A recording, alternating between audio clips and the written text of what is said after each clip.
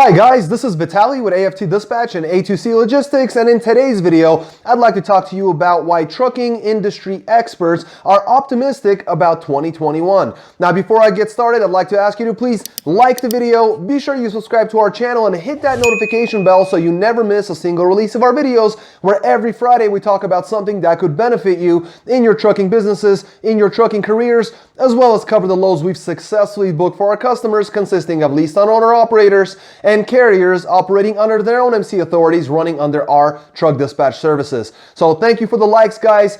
Happy New Year. I hope you had a really good start to 2021.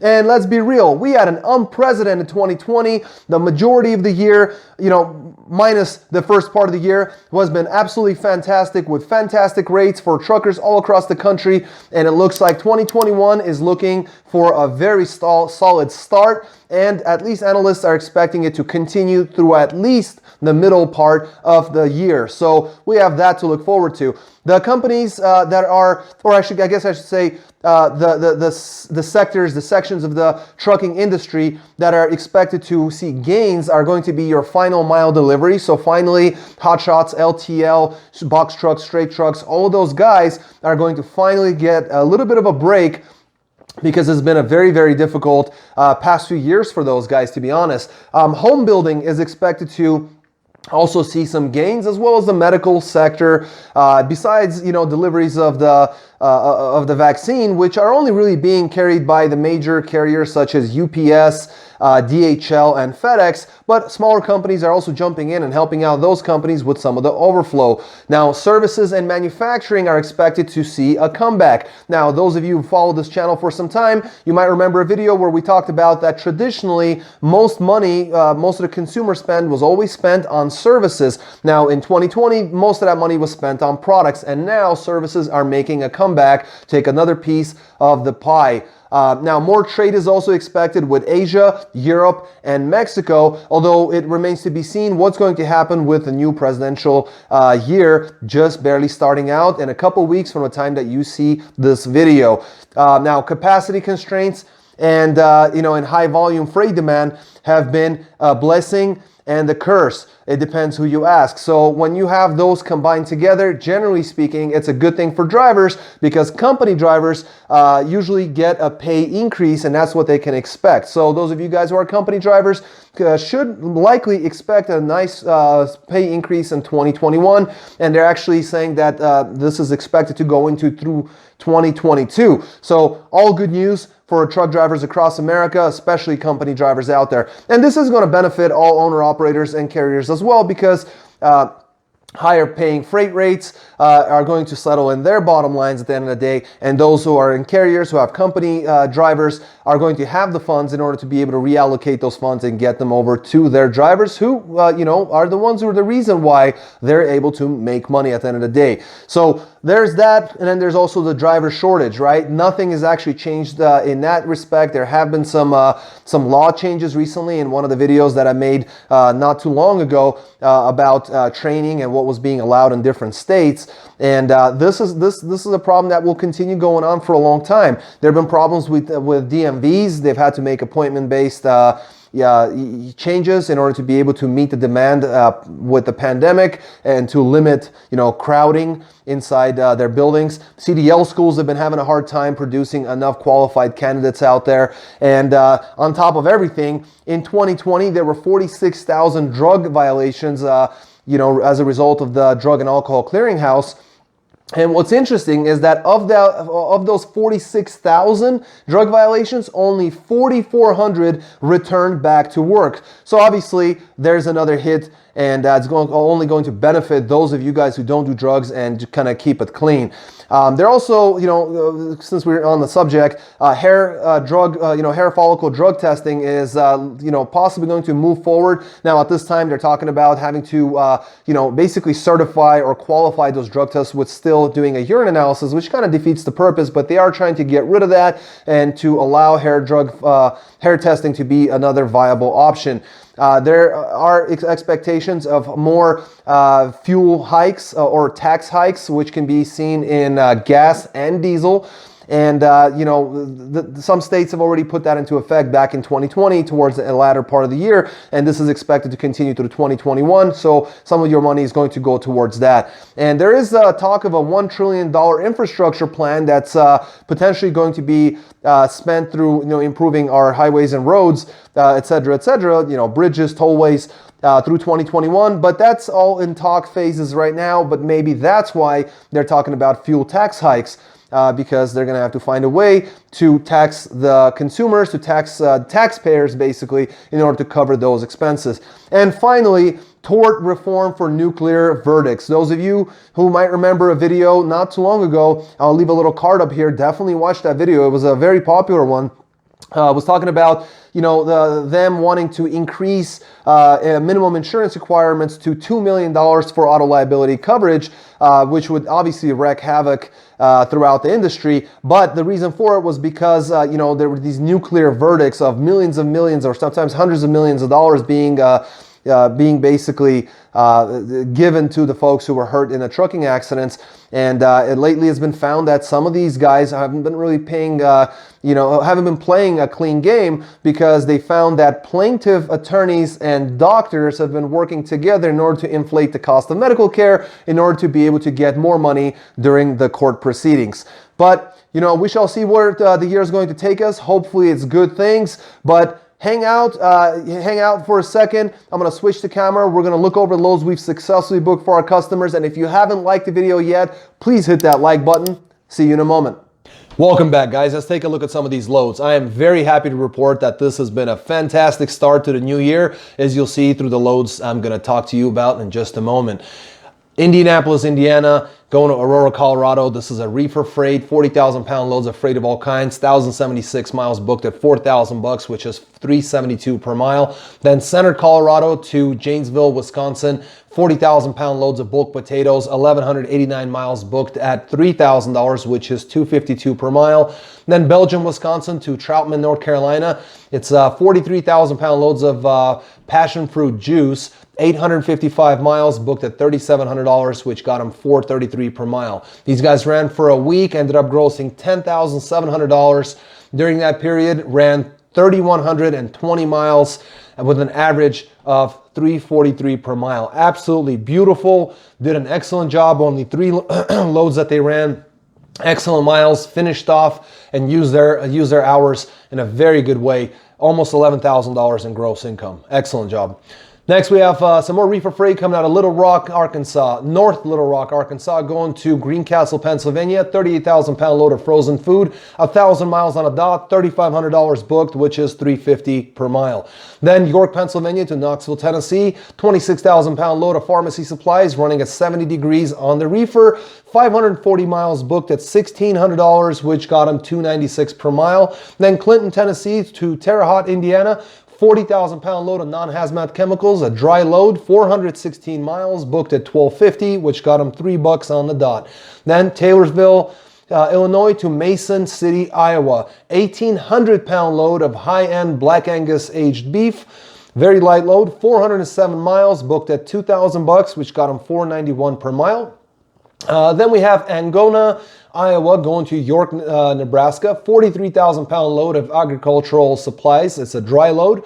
These guys ran 308 miles, booked it at $1,300, which got them $422 per mile. Had an excellent week in this reefer, running Friday to Friday.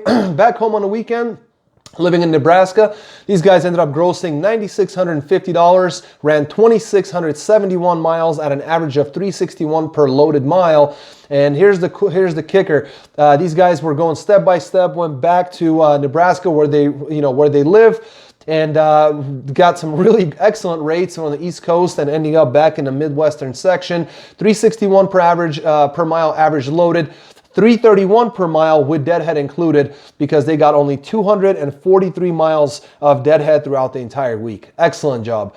Next, we have some dry van freight coming out of Dillon, Montana, going to San Diego, California. This is a 44,000 pound load of paint additives, 1,102 miles booked at $3,700, which got them $336 per mile. Then Victorville, California, going to Spokane Valley, Washington. This one was 27,178.8 pounds of of miscellaneous, casing. It's 1,320 cases of some miscellaneous products. 1,170 miles booked at $4,000, which got them $342 per mile. Then right out of Spokane Valley, Washington, they took a load to Caldwell, Idaho. 40,000-pound load of dry goods, 380 miles, booked at $1,400, which got them $368 per mile. Ran Friday to Friday, ended up grossing $9,100 in this dry van. Ended up with 2,652 loaded miles, which got them $343 per loaded mile, and only had 318 deadhead miles. Very high gross, an excellent average for this truck. This is a truck running western states of the country. Some would say Western 11. Excellent job, $9,100 gross. Next, we have a reefer coming out of Grove City, Ohio. This is a 1-pick 4-dropper with 2 drops in Lubbock, Texas, 1 in Amarillo, and final in Plainview, Texas. 40,000-pound load of frozen food, 1,463 miles booked at $53.13, and that got them $363 per mile. Then Clovis, New Mexico to Kansas City, Missouri. This was a 42.5 on the way to dairy products. It was a 1.5-day load that picked up in the morning and delivered the next afternoon.